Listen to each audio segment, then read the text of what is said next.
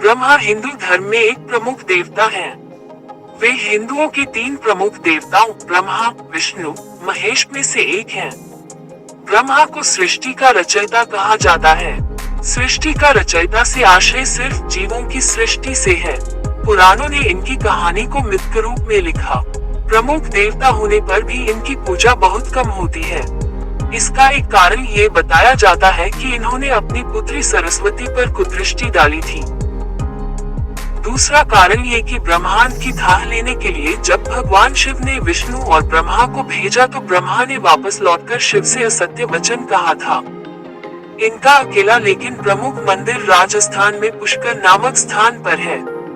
कई लोग गलती से इन्हें ब्रह्म भी मान लेते हैं, जबकि ब्रह्म शब्द ईश्वर के लिए प्रयुक्त होता है।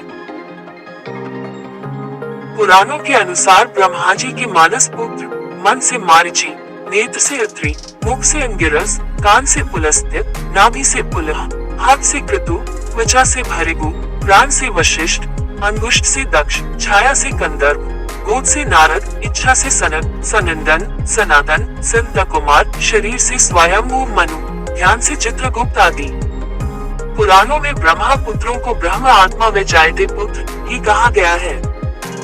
ब्रह्मा ने सर्वप्रथम जिन 4 सनक, सनंदन, सनातन और सनत कुमार पुत्रों का सृजन किया, उनकी सृष्टि रचना के कार्य में कोई रुचि नहीं थी।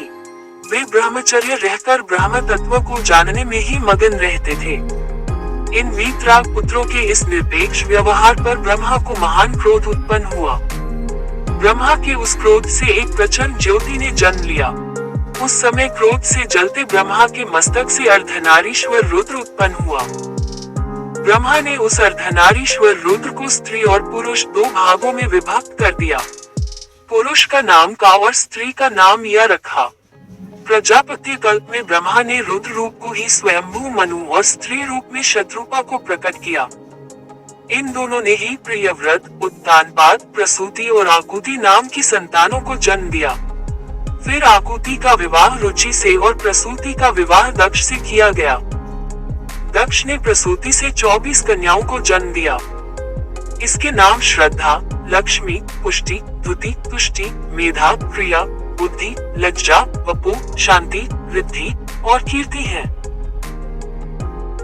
13 का विवाह धर्म से किया और फिर भृगु से ख्याति का, शिव से सती का, मरीचि से संभूति का, अंगिरा से स्मृति का, पुलस्त्य से प्रीति का, पुलह से क्षमा का, कृति से सन्नति का, अत्रि से अनसुया का, वशिष्ठ से ऊर्जा का, वहव से स्वाह का तथा पितरों से स्वधा का विवाह किया। आगे आने वाली सृष्टि इन्हीं से विकसित हुई।